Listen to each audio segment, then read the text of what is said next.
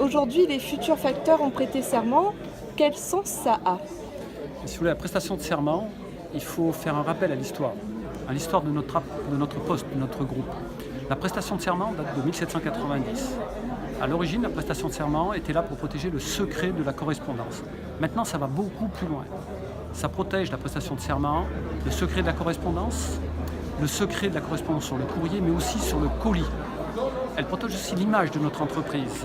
Pourquoi? Parce que le facteur est le deuxième en termes de satisfaction, en termes d'image positive vis-à-vis de la population après les boulangers. Le facteur, c'est aussi le facteur connecté 3.0 maintenant. Tous nos facteurs sont équipés de smartphones.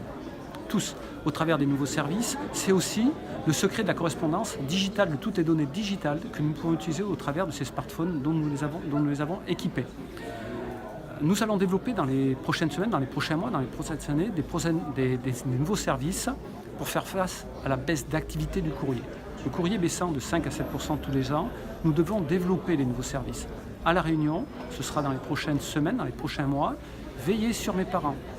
Donc les facteurs, avec ce 100% digital, ce facteur 3.0, va pouvoir aller auprès d'une population âgée pour rendre des services, digitaliser ces services et garantir le secret de cette correspondance digitale.